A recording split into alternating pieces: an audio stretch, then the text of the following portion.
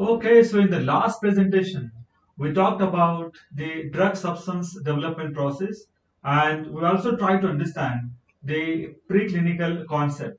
In this particular discussion, we will try to understand the clinical studies or trials, especially conducted for new drug substance. So clinical trials in humans are a critical phase and they are designed to evaluate the safety, efficacy, and optimal use of the drug. Means when you are going to move ahead with the clinical trials, once you received an approval for your investigational new drug application or the IND, that your preclinical trials are found to be suitable and safe, and then the authority can allow you to conduct the clinical trials. And the purpose of conducting the clinical trials is now testing your drug onto the humans. That is the very critical part. And what is going to be assessed, by the way, the first point is safety, efficacy, and the optimal use of the drug. Maybe the dosage strength, level claim of the drug substance. Clinical trials are typically conducted in multiple phases, each with specific objectives and increasing number of participants. So, how many phases are generally considered? Generally, three phases are considered, and fourth can be an optional, that is the pharmacovigilance phase. We'll talk about all these four phases with the example in this particular video. So, here is the overview of the clinical trials, and let's start with the preclinical trials. Like as I said that the objective of the preclinical trial is to understand the safety and biological activity of the drug in laboratory and animal studies before it is tested in humans. So the preclinical trials considers in vitro test, that is in the laboratory, and in vivo test means onto the animals but not onto the human beings. So if you want to understand this preclinical trials in the details, please refer this drug substance development discussions video just before this one video and you will understand that. So we will not talk on preclinical trials here right now. Okay, so let us begin with the clinical trials phases now. And this is the phase one of the clinical trials.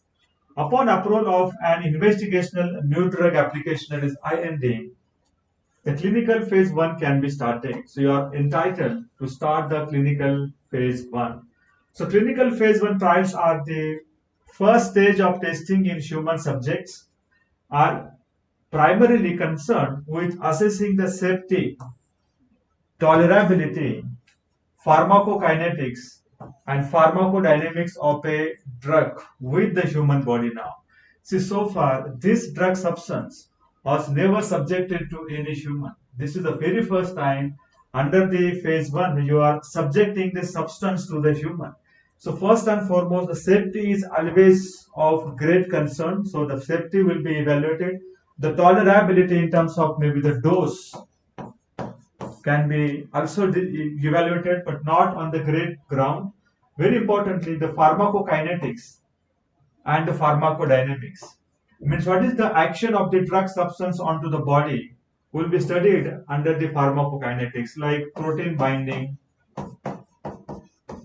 or the effect because of the drug, maybe the lowering in the temperature, lowering temperature,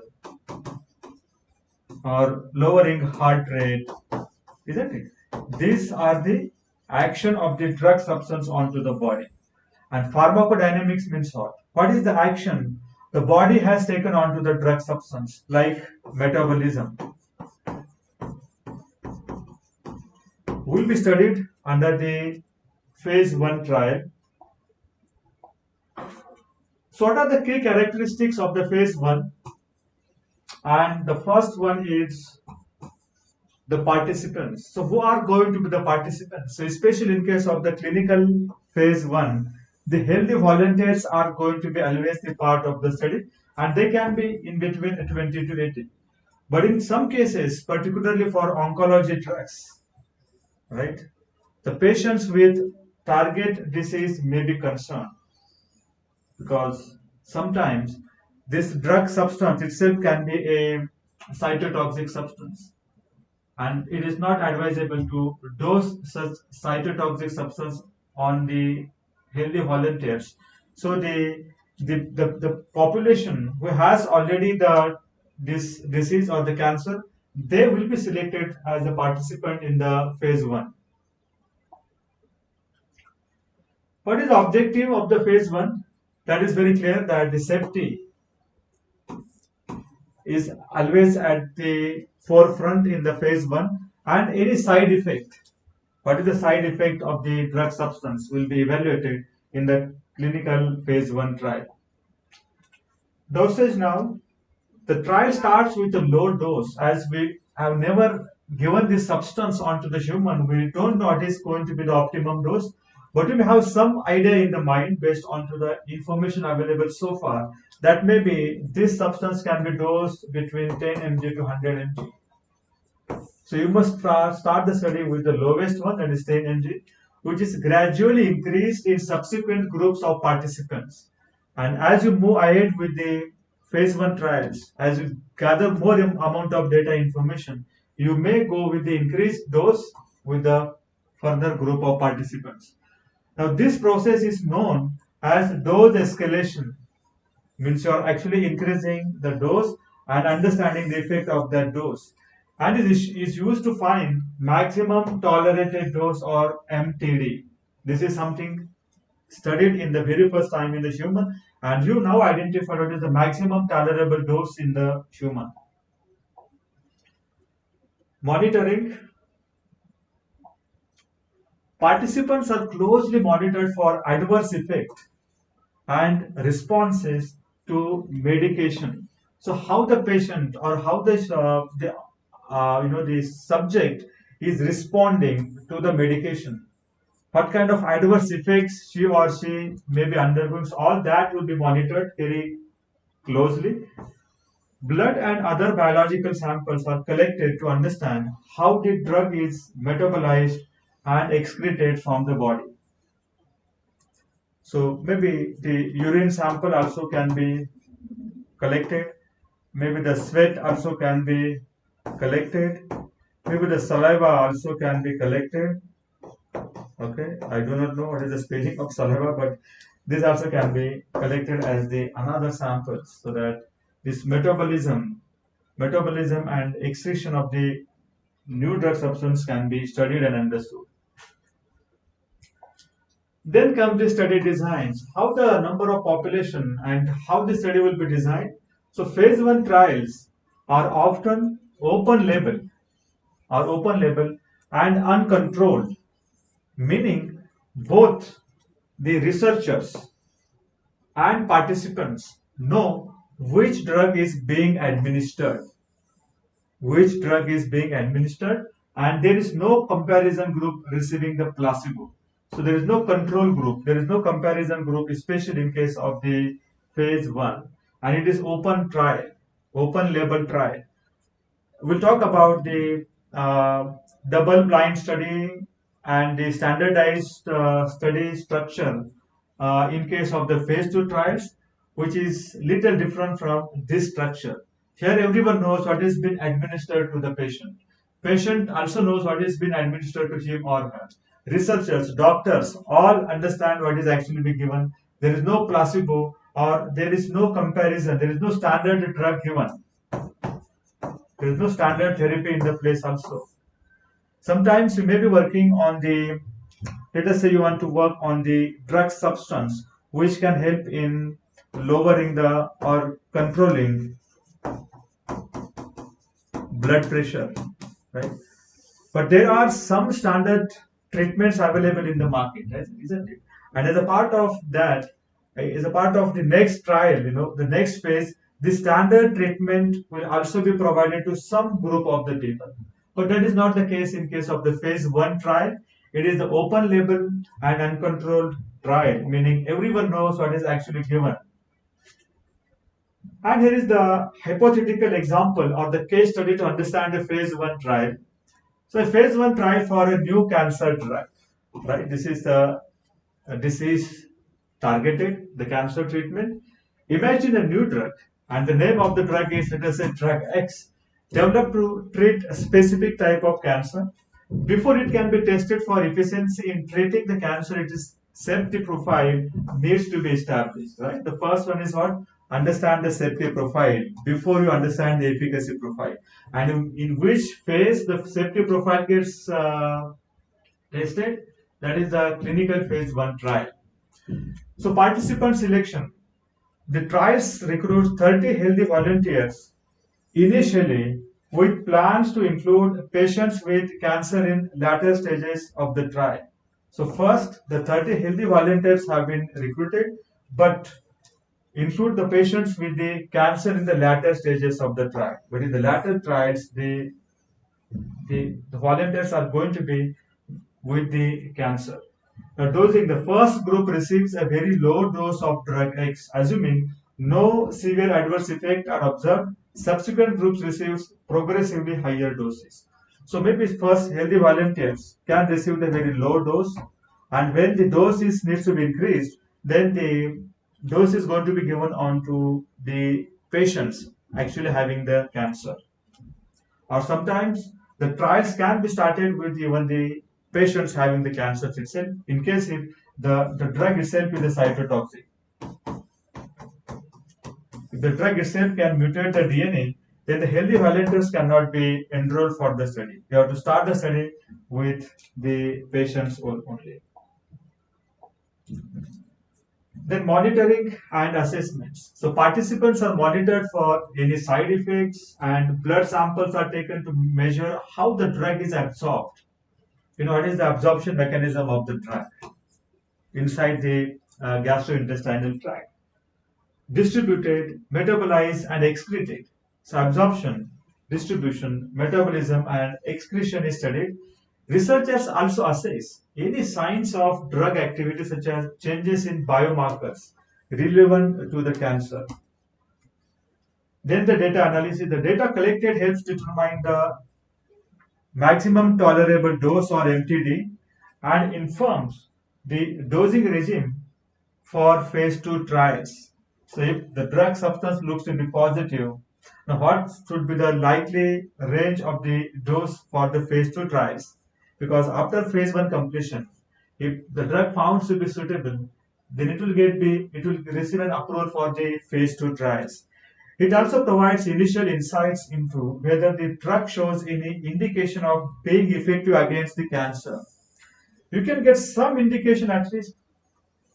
I know that efficacy is not the purpose of phase 1, but during this collection of the different signs, the drug activity like um, signs of drug activity such as changes in biomarkers relevant to cancers, you may get or you may build some conclusion that yes, this drug looks to be also effective in terms of treating the cancer. Ethical considerations, very important point. Throughout the trial, the safety and well-being of the participants are paramount. There is no much important than the lives of those volunteers. The trial is conducted in accordance with ethical principles, and participants can withdraw at any time. So they have all authority rights to get withdrawal from the study. So again, this is the example we are discussing. After successful completion of a phase 1 trial, indicating that the drug is reasonably safe when used in a small group, reasonably effective, safe, not effective, reasonably safe, because the purpose of clinical phase 1 trial is not understanding the efficacy part, but understanding the safety part. And if the drug is found to be effective, is safe, then on the small group, providing a preliminary data on its pharmacokinetics and pharmacodynamics, the drug can move on to the phase 2 clinical trials, where its efficacy and further safety are evaluated in a larger group of patients with the target disease. In the phase 2, then now you are going to enroll the actual patients because you want to understand the efficacy of the drug substance. And without having the patients in the place, the efficacy will not be evaluated. Let us move on to the phase 2 trial now. So we talked about phase 1 trial requirement. We talked about an example of the phase 1 trial, and we'll begin the discussion with what is exactly the phase 2 trials means. So the clinical phase 2 trials are the second stage of testing in human subjects following the successful completion of the phase 1 trial. Your phase 1 trial is successful in terms of the safety part now. The drug is found to be safe. It is safe for consumption. The primary focus of phase 2 trial is to evaluate efficacy of the drug for specific indications and to further assess its safety. So, on broader perspective, the objective of phase 2 trial is both efficacy as well as safety also. One cannot neglect the safety, but as we have never evaluated the efficacy of the drug substance so far, the phase 2 trials starts with the objective of also evaluating the efficacy of the drug substance. Efficacy means what? How this drug substance is effective in treating the disease under discussion or under cure. Then participants. How many participants are generally required? Now these trials typically involve a large group of participants than phase 1, usually ranging in between maybe several dozens to about 300. So 100 to 300 can be the number of participants required for phase 2 trial. Participants are usually patients. They are usually patients who have the condition that the drug is intended to treat. If the drug is intended to treat for, let us say, high blood pressure, then the participant should come from this disease.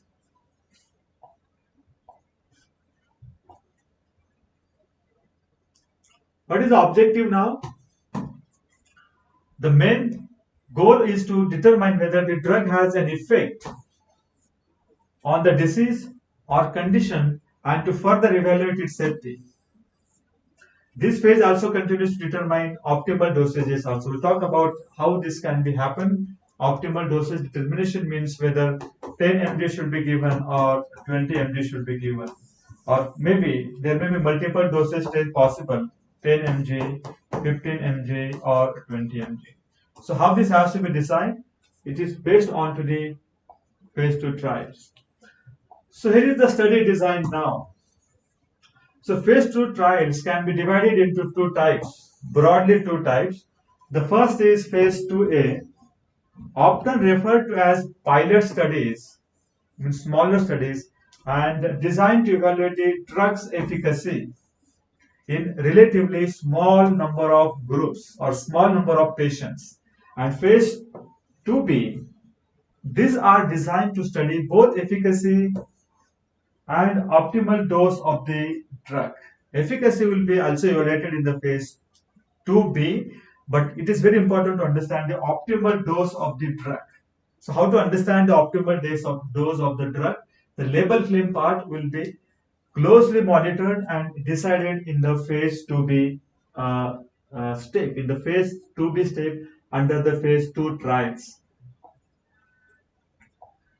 Now how this design is going to be now, and there are two types of study designs generally takes place. One is randomized design and the second one is double blind design. What is meant by randomized design?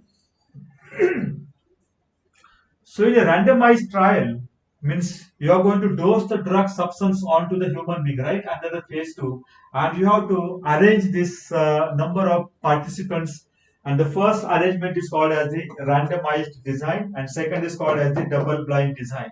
Let us talk about the randomized design trial.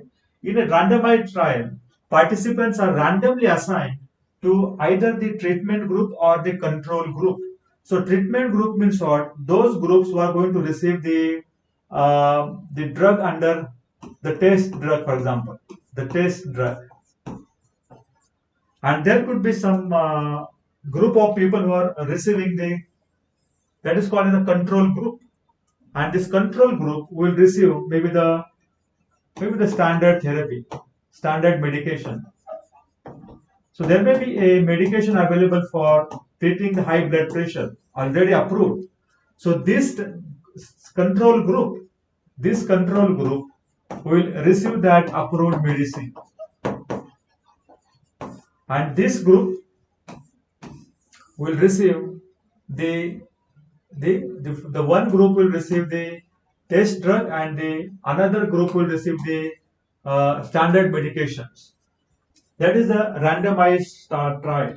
So randomization can be done using various methods such as computer generated sequences, random number tables, or even the lottery systems. If there are 100 volunteers in the group, then you know that each group can have the 50 volunteers.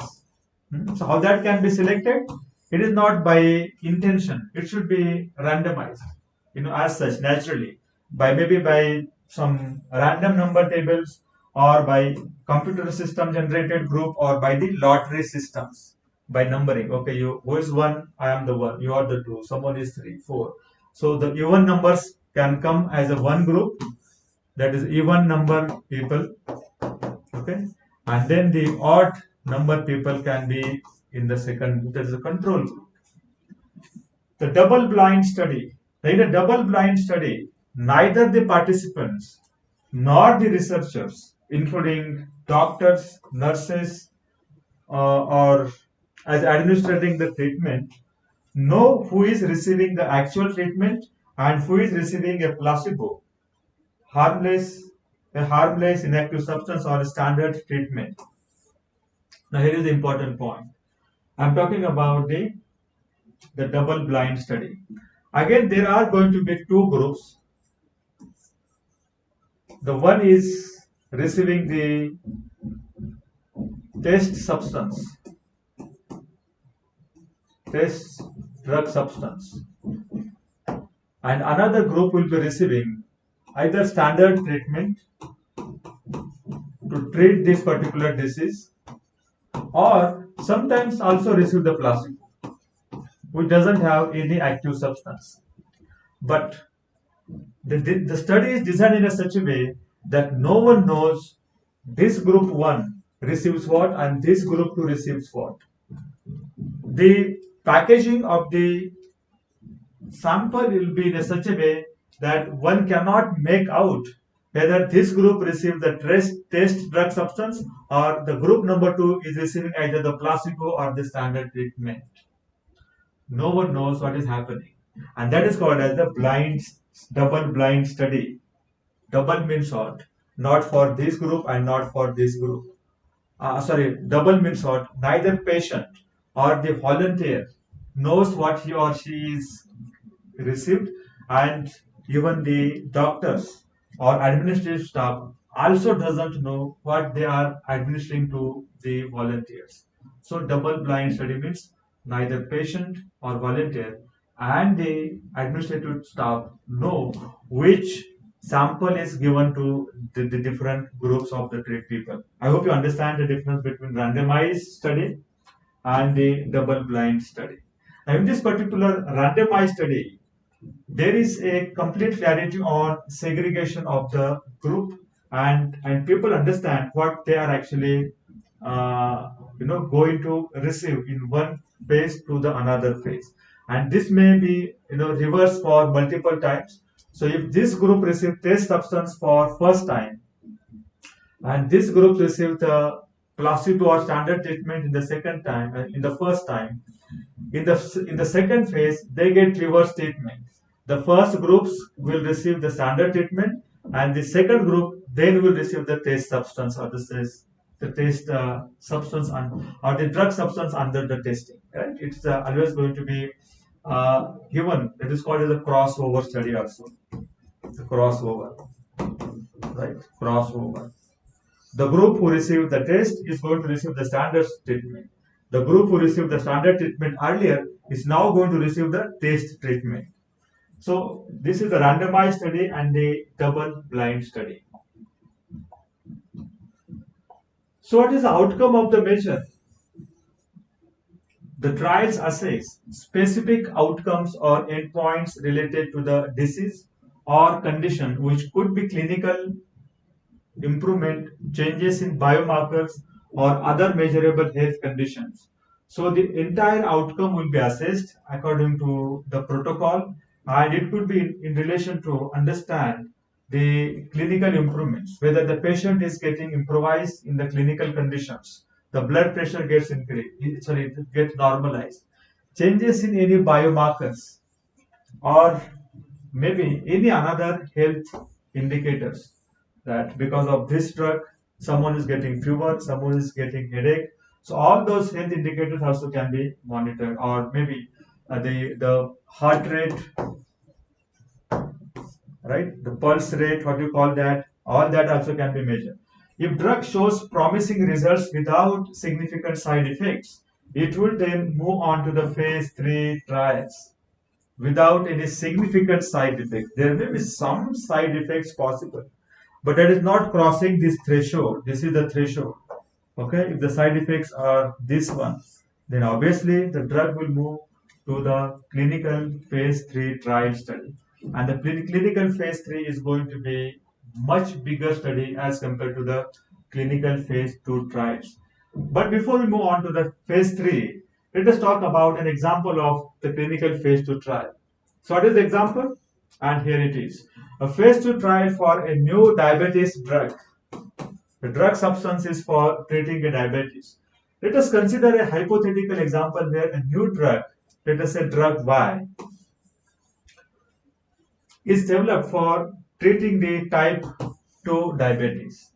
Participant selection. The trial enrolls 150 number of participants diagnosed with type 2 diabetes. Okay, they are going to be the actual patient because we are in the phase 2 now. The trial setup. The study is randomized and double blind. So patients are randomly assigned to receive either drug Y or a placebo, and neither the patient nor the researchers know who receives the drug and who receives the placebo. Right? This is the double blind study. No one knows who is receiving what. Now, dosage and treatment regimen. Based on the results from phase 1 trials, two different doses of drug were tested along with a placebo group. The two different doses may be, let us say, 50 mg and 100 mg, and along with the placebo. Monitoring and assessment. So what needs to be monitored now? The patients are monitored for blood sugar levels and HbA1c, a marker of long-term glucose control. This is a biological marker for understanding the blood sugar level and side effects, if any. What is the data finally? Conclusion. The effectiveness of drug Y in lowering blood sugar levels and controlling diabetes is compared with the placebo. Safety data is also analyzed to assess any adverse effects and long-term risk. Any long-term risk.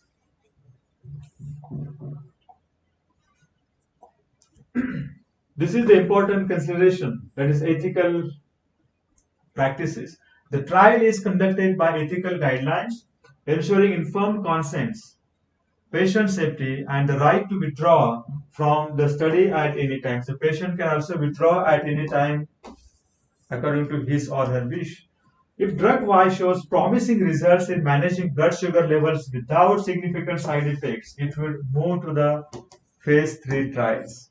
And phase 3 trials will be discussed just now. So here is, we are on the phase 3 trials now after discussing on clinical phase 1 and phase 2 trials. So what is the phase 3 trials? The clinical phase 3 trials are a critical stage in the drug development where the efficacy and safety of the drug are tested on a larger group, on a larger scale, following the successful completion of the phase 2 trial. So to begin with the phase 3, our phase 2 must get clear first, and then you can go moving ahead with the phase 3 trials. And this trial is again going to target the two important aspects of the drug, that is the efficacy and the safety, but on the larger group. But now on the larger group, bigger than the phase 2. The participants, the key characteristics of the phase 3. The phase 3 trials typically involve large number of participants, often ranging from several hundred to several thousands across multiple study sites. There may be different cities, different countries involved in the phase 3 trials. What is the objective, by the way? The primary goal is to confirm the efficacy of the drug, monitor side effects, compare its compare it to standard or existing treatment, and collect data that it will allow the drug to be used safely. The efficacy is going to be the first part, and side effects or the safety is going to be the second part. And in case if there is any existence standard treatment is available, okay, existing treatment, you have to also compare your drug substance with the standard treatment, whether it's equivalent to that, or whether it is superior to that. You have to prove this. Okay, your drug substance only will get approved if you at least able to prove that my drug substance is equivalent with respect to existing treatment, or it is superior than the existing treatment. If it is found to be inferior, then it won't get approval. The study design part. Now, these trials are usually randomized and double blind, involving a control group that receives the standard treatment or a placebo.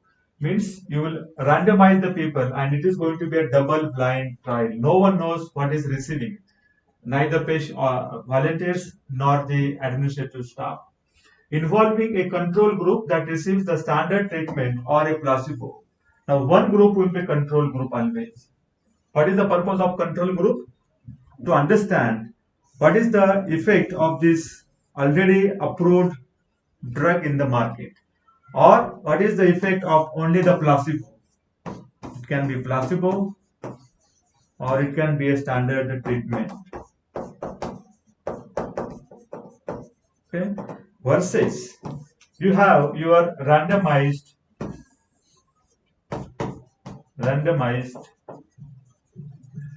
double randomized double blind study,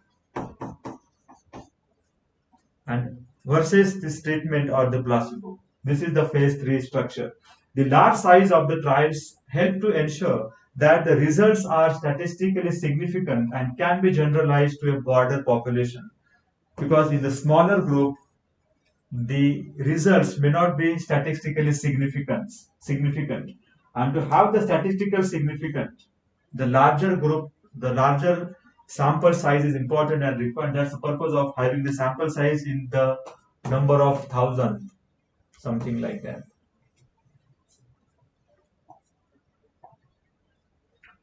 How much is the duration for phase 3?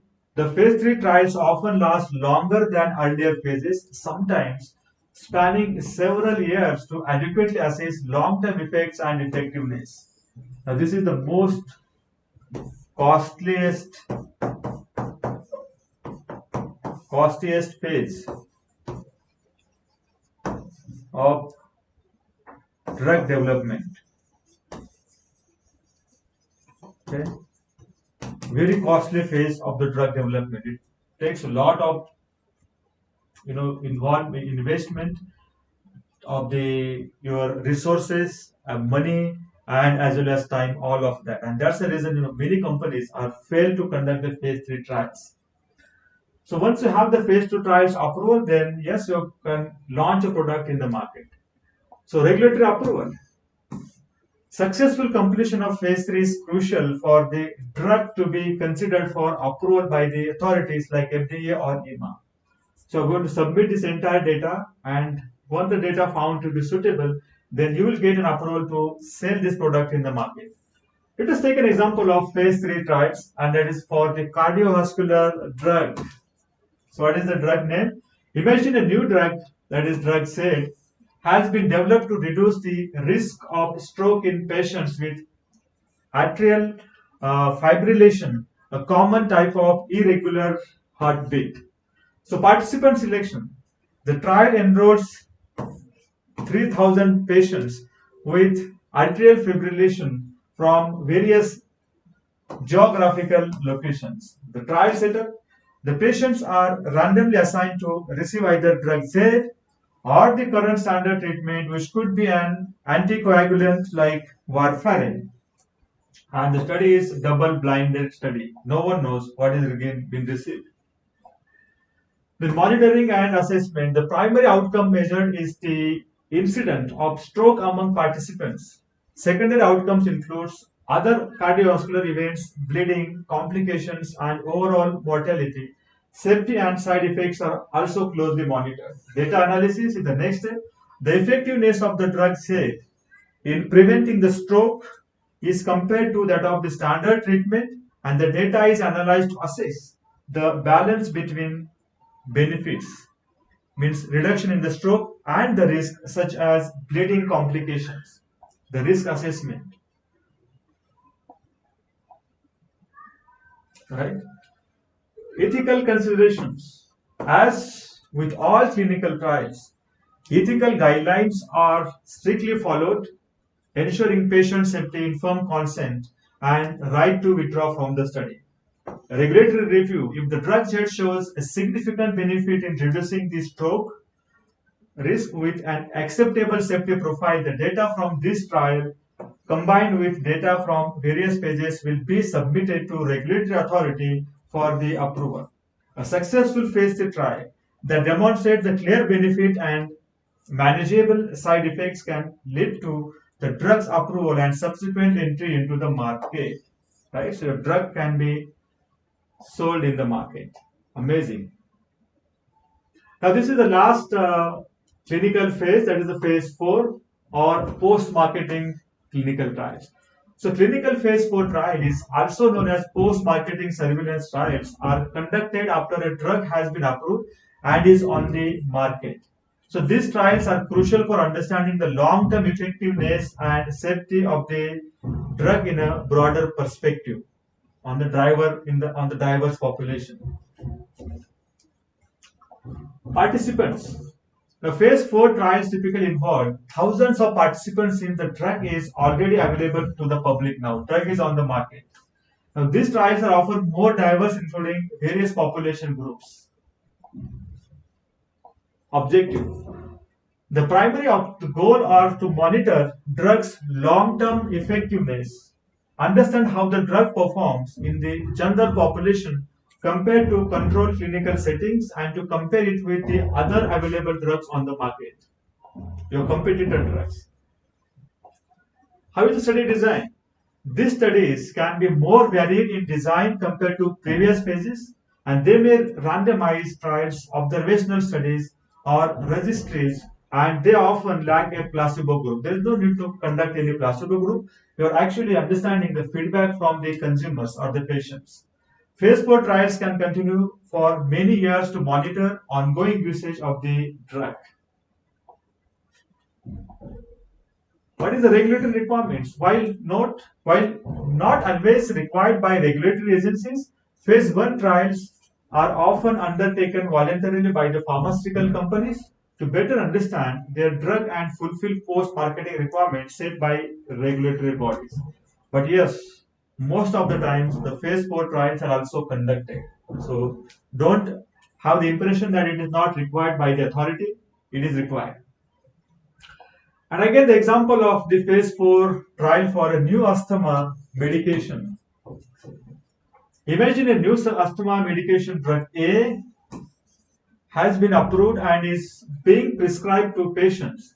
A phase 4 trial is set up to monitor its long-term effectiveness and safety. Participant enrollment. Participants using drug A in a real-world setting are enrolled, and this might include a diverse range of patients of different ages, ethnicities, and with varying degree of asthma severity. Design of the study. The study could be observational, where data on the effectiveness and any side effects of drug A are collected over time, and this might involve regular health checkups, patient surveys, and analysis of the medical records. So the patient can visit regularly, undergo the patient clinical surveys and checkups to understand the effect of your new drug A. The next is monitoring drug interactions and the long-term effects. So special attention is given to how drug A interacts with other medications and its long-term impact on asthma control and overall lung function. So there may be the patients who are again going with few another treatments along with this particular one drug, so that contraindications or the interactions of this drug substances can be studied. Comparative analysis. Drug A might be compared with other asthma medications to assess its relative effectiveness and side effects profile. Report adverse events. Any new or unexpected adverse events are carefully recorded and reported to regular authorities in case if there are any adverse effect. Adjusting recommendations. Based on the findings, recommendations for the use of drug A might be adjusted, such as changing dosage guidelines, updating warnings, or identifying specific patient populations who may benefit most from the drug. So these are the benefits of the phase 4 trials. So phase 4 trials are crucial for continuous monitoring of a drug substance safety and effectiveness in the general populations. They provide valuable information that can lead to the optimization of the drug usage, enhancing patient care and informing the public health policies. So this is about the different clinical phases, phase 1, 2, 3, and 4. Thank you so much.